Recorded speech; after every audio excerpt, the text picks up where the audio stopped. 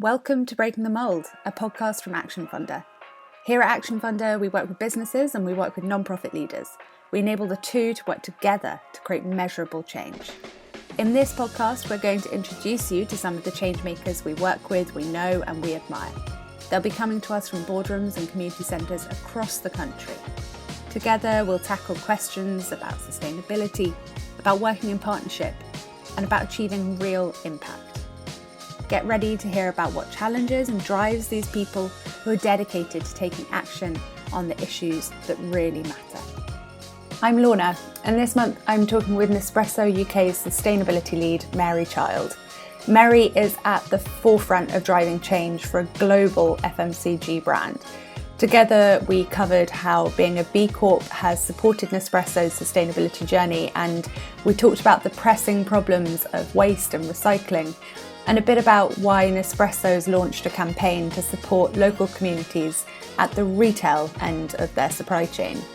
We've recorded this podcast across two separate conversations, so watch out for some shifts in sound midway through.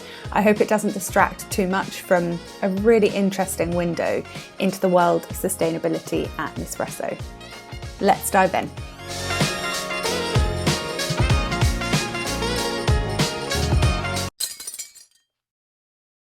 Welcome to another episode of Breaking the Mold with me, Lorna Cumming-Bruce, and today's guest, Mary Child, Sustainability Manager at Nespresso. Mary, how are you doing today? Yeah, I'm good. Yeah, no, I'm really excited to have the conversation with you. Thank you very much for having me to join the podcast. We're excited to have you. I'm excited to get into some really interesting questions. I mean, digging into what it means to drive sustainability at one of the world's biggest B Corps is a conversation that's going to be rich, I'm sure. First, though, I would love to get into a bit about you, Mary. Would you be able to tell us about your role at Nespresso?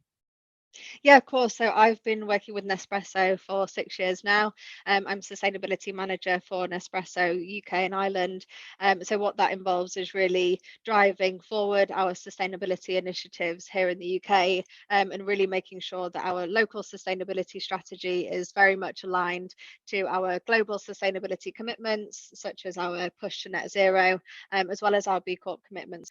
And I think, one of the really key parts of that is really driving up recycling rates here in the UK. So for example, we're co-founders of Podback, which is the first industry-wide recycling scheme for coffee capsules in the UK. So that takes up quite a bit of my time as well. And also more recently, the work that we're doing together with Action Funder to support local communities. Okay, quite a wide remit you have there.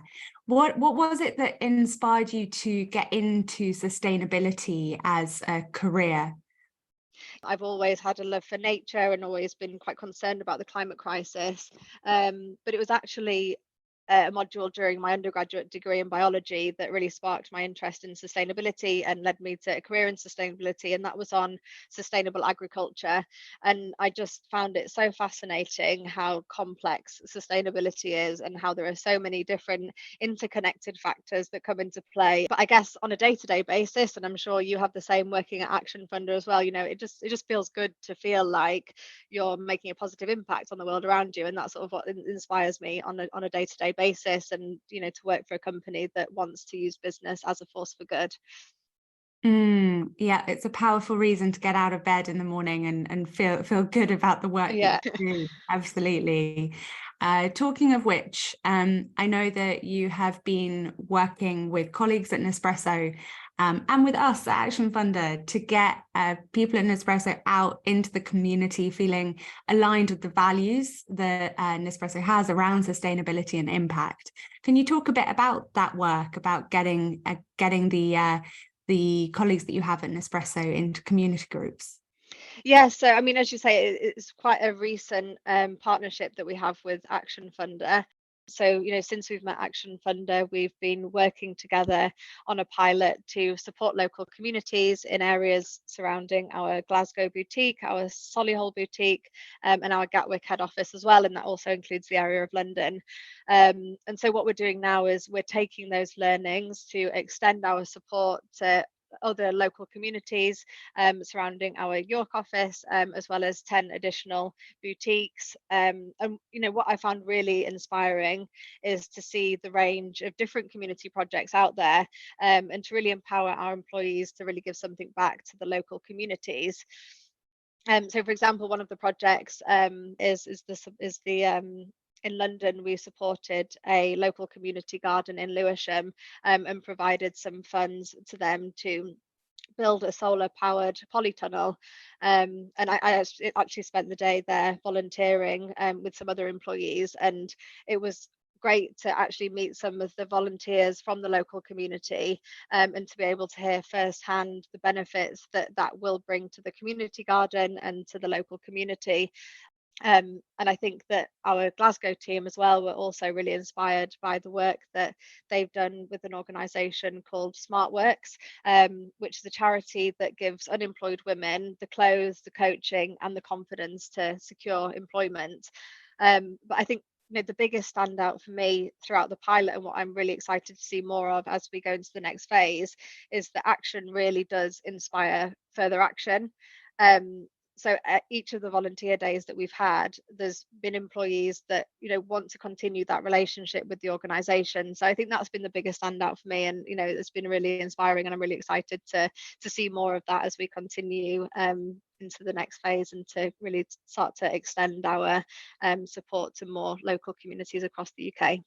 So do you feel that you're igniting an interest in impact in some of your colleagues through this work that you're doing? And more generally, it would be interesting to know how you bring your colleagues along on Nespresso's sustainability journey.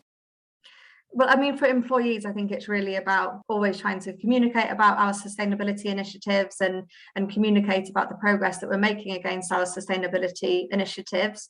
So using different communications channels to engage employees. I've recently launched a lunch and learn style session, which is called Food for Thought.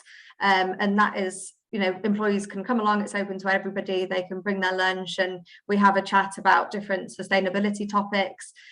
So we focus on a different topic each month, and it's really an opportunity for them to learn a bit more and ask different questions, or some difficult questions, or some challenging questions that they might have about what we're doing in terms of sustainability. So last month we were actually joined by the Rainforest Alliance, and we had a chat about the challenges that we face at farm level, and what we're doing to address those, and that was a really great discussion. But I think it's also about getting employees involved in those decisions as well. So for example, like the work that we're doing with Action Funder, when we're sort of selecting which local causes we want to support, we're giving that decision to the employees within that area, so that we're making sure that we're supporting the causes that are most relevant to them, and ones that they feel really passionate about. And then that in itself helps to drive engagement and really encourages them to then want to volunteer for those organisations and drive further impact. Food for Thought is a great name for a lunch and learn.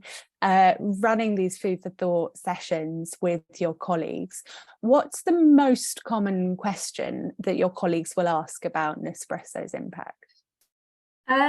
I would say probably the biggest question that we get is about compostables from employees, about the material that we're choosing in terms of aluminium versus compostables. I think that historically we've always gone with aluminium because it protects the freshness of the coffee. It also helps, and it's also infinitely recyclable. So, aluminium has always been sort of the most sustainable choice for us, but more and more we're seeing more compostable coffee brands on the market. And so this is one of the big questions that we get asked by employees. And what about Nespresso's customers? How do you engage with your customers when it comes to sustainability? One of the key messages that we're really trying to push and that we're really trying to promote is about recycling. And so to do this, I think we need to find creative ways to make recycling exciting. And so one of the ways that we've been doing this is to create second life objects made from recycled materials, made from recycled aluminium and recycled coffee grounds. So Nespresso partnered with a fashion brand to create a pair of trainers made from recycled coffee grounds. And we've also made bikes and different objects. And I think that this really helps to show the endless possibilities of what coffee capsules can go on to create when they do become a second life, and can really help to engage people about recycling. It's great to hear that you're running creative projects like that to get people engaged and understanding the work that you're doing. Quite a lot of sustainability work is quite dry, isn't it? So whether you're talking about embedding sustainability practices through the supply chain or educating on recycling practices, bringing these things to life with engaging projects is so important to spreading the word and driving behaviour change. Now, I'm going to jump back to the work we're doing together, if that's okay. I just want to get a better understanding of how supporting local communities with us at Action Funder fits into your wider ESG strategy at Nespresso. Presumably, you cover the full environmental and social remit. So, how is it that your work with communities fits into that remit? Yeah, so I think sustainability is very much about people and planet. And the two can't be separated. So, putting it another way, when we're thinking about ESG, for example, the social elements, which is the S, are equally important as the environmental, the E, and the governance. So, this is why Nespresso's sustainability strategy is really focused around care. So, caring for communities, caring for climate, and caring for circularity. So I think one of the great examples of how the communities element is really tying in very nicely with the climate and the circularity elements is our AAA Sustainable Quality Programme. And this is helping to promote regenerative agriculture to restore and protect landscapes, but then at the same time improving the livelihoods of farmers and their communities by providing a stable income, by providing technical support, as well as social initiatives. We are who we are because of the communities that surround us, and supporting those communities really reflects what matters to Nespresso as a business, but also to each of our employees. Can I dig into that a bit? When you say that you are who you are because the communities around you, what does that mean? As a business, for example, the people within our business and the communities that we're depending on that are producing that coffee are the foundations of our business. And so we know it really matters to us to protect those local communities because they are fundamental to our business, and is the same here in the UK. Our local communities, our consumers and our supply chain, and it's all affects us as people and as a business. Got a real responsibility to protect our local communities. Right. Certainly for me and my colleagues at Action Funder, it's interesting to strip back our understanding of local community and recognise that each of us, we all live and work in local communities. Every employee, customer, investor, any other stakeholder you care to think of is a member of a local community. So by supporting communities, you're reaching in, engaging your stakeholders. Now, I'm going to jump from the delights of community to the challenges of networks, if that's okay. The B-Corp network, to be specific. Nespresso became one of the world's biggest B Corps last year and faced some backlash as debate opened up on the future of the movement. There was some discussion of Nespresso's waste and supply chains, and I wonder if you think any of that commentary was fair. Yeah, I think ultimately the strength of the B Corp movement lies very much in the collective impact of diverse but like-minded community of different businesses that are all striving towards a common goal, and that goal is using business as a force for good.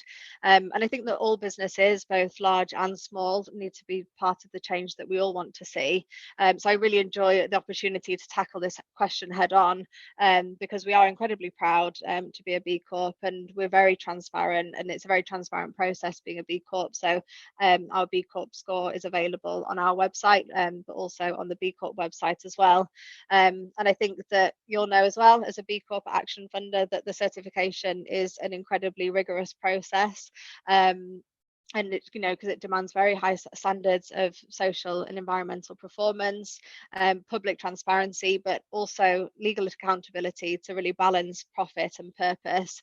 Our B Corp certification was actually based on more than 14,000 different data points, being such a large organization. So yeah, it was a very tough process. But I think for us, the B Corp certification, it goes actually beyond a certification. It's more of a movement, a way of doing business, and it's actually the actions behind the B Corp certification that are really important to us and our customers, more so than the certification itself. Wow, collecting 14,000 data points is no mean feat. Working at a fellow B Corp organisation, I know a bit about the work that the rigorous B Corp audit requires and the benefit of the transparency that it fosters, of course. But let's stick to the work first. And how did Nespresso approach the challenge of all that work to get certified? Yeah, so we started our B Corp certification in 2019, and we achieved the certification 3 years later in 2022. So it took us quite a long time, and it was very challenging. But I think that because our sustainability journey started way before then, sort of 30 years of commitment to sustainability really helped to build a very strong foundation for the certification. But of course, we know that we can do more, and we know that we can be we can be bolder in our actions that we take as well. There is a bit of commentary rumbling in the background, though, about the idea that B Corp as a certification, as a gold standard certification for sustainability, is sort of losing its edge. Do you think there's any truth to that? Yeah, no, I don't think so. I think that the B Corp movement, if anything, is gaining momentum. I think last year was a very proud moment for the B Corp community when in the UK we reached 1,000 B Corps. And it's been great to see during B Corp month this year in March that, we see retailers such as WH Smith's and Booths and Waitrose that are having B Corp aisles. That is really also helping to drive consumer awareness as well. So it's gaining momentum, particularly in the UK.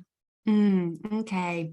And just picking up on line of questions around the consumer goods piece. So obviously FMCG is an industry that's sort of built on waste, or it has certainly was originally built on waste, this kind of buy and buy again model. And so it is a hard nut to crack in terms of sustainability. Do you think that FMCG as a space as a whole, as an industry, can survive or even thrive and become truly sustainable? Yeah, I mean, I guess Nespresso, we sell coffee, and if we run out of coffee and the world runs out of coffee, we go out of business. So swap coffee and swap Nespresso out, and that's the true of any food and drink businesses. So I think that is in itself a huge incentive to reduce waste and really protect our planet and regenerate our planet. But I think also fast moving consumer goods businesses, we have the products in the homes and hands of customers and consumers.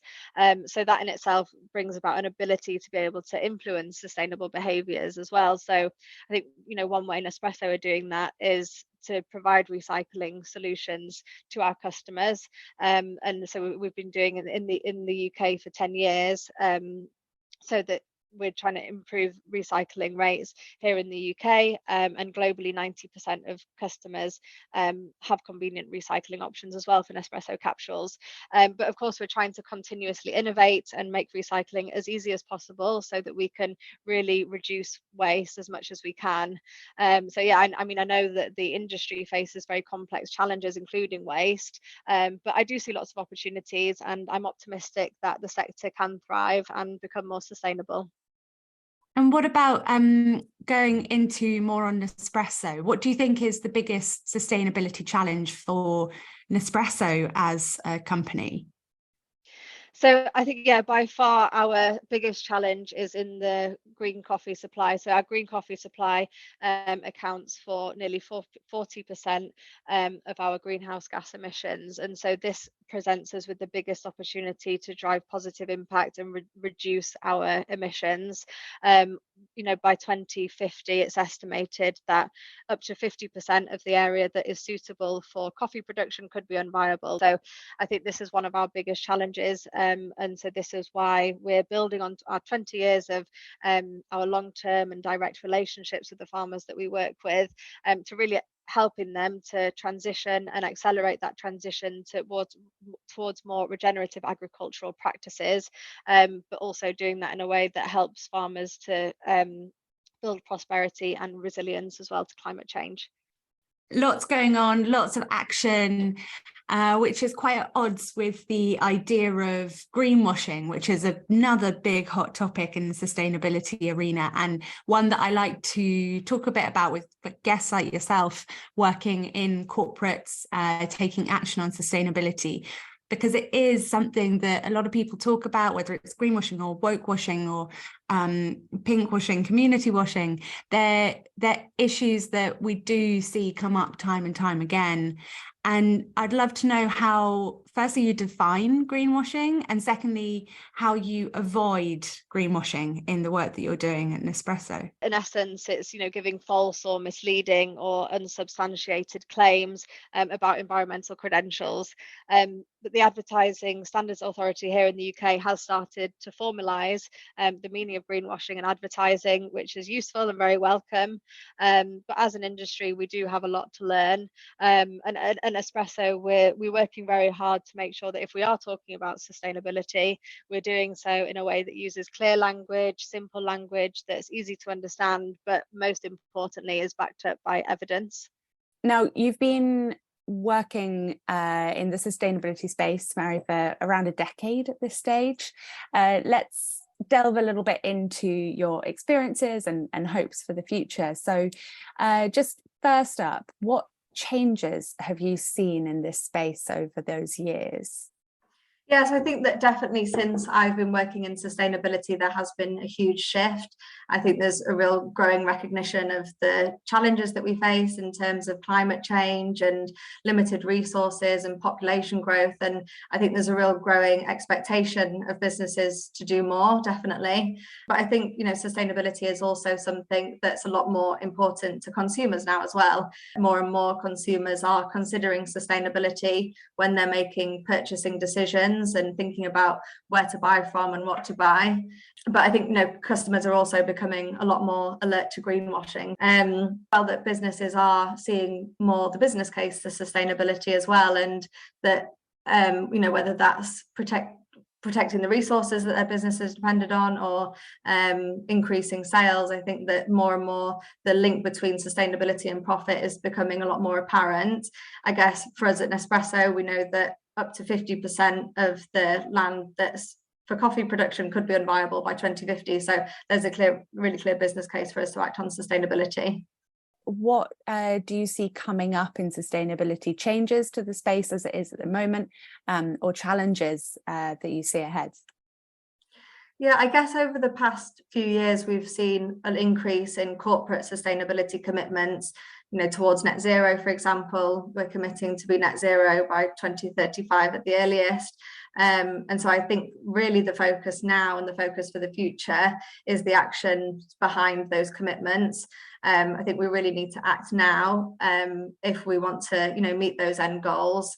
But I think what we'll also see is an increased requirements for transparency and reporting. I think we're already seeing it, but it's only really set to intensify with new legislation coming. But I think, as well as actions from businesses, I think that consumers also have a huge role to play.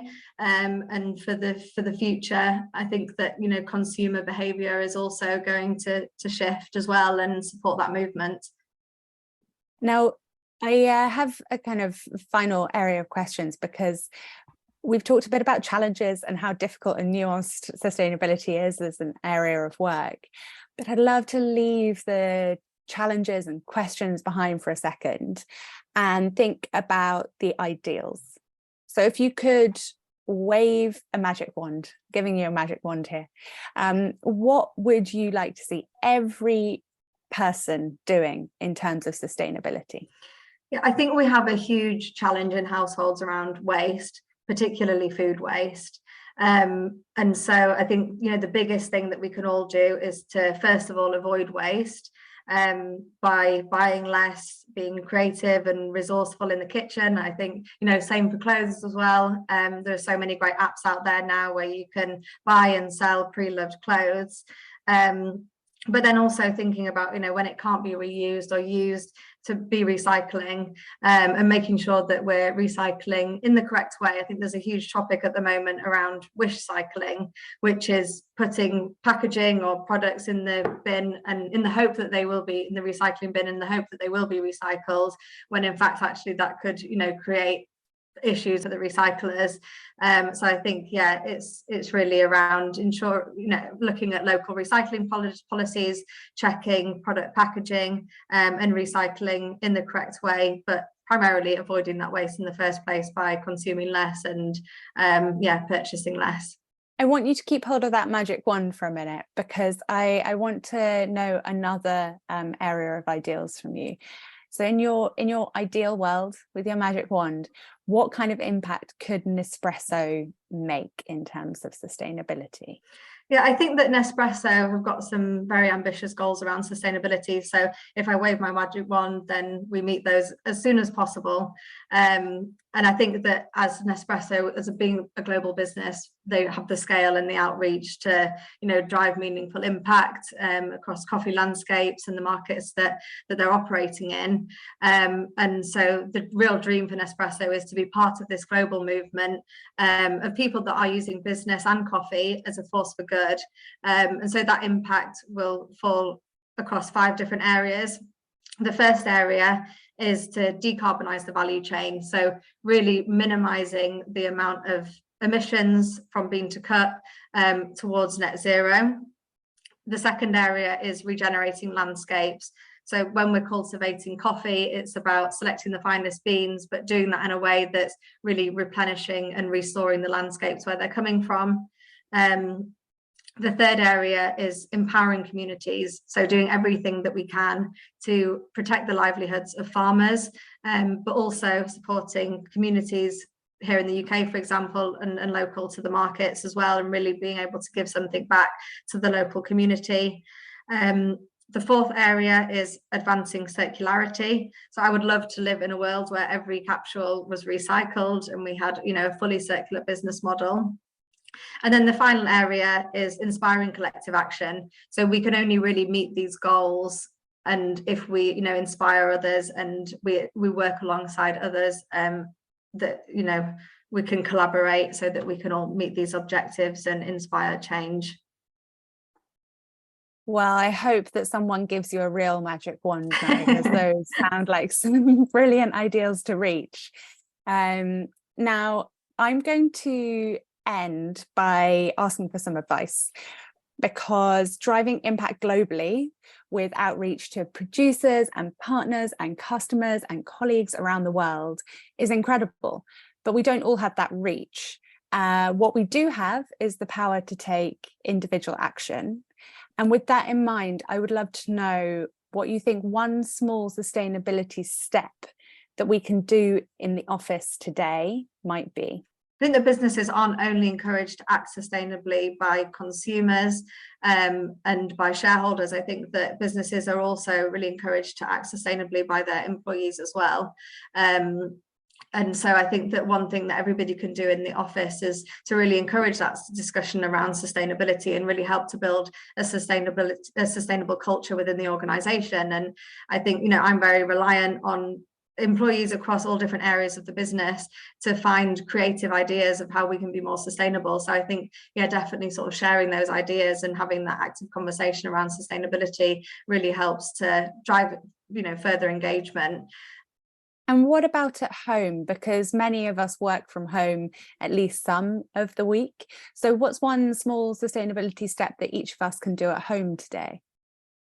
Yeah, I think I'll probably link it back to what we discussed earlier in terms of looking at different recycling policies and checking product packaging and making sure that we're recycling in the correct way. I think that, That's great. I think that having proper conversations at work, igniting conversations, and then at home being responsible with waste are 2 really powerful steps that all of us can take.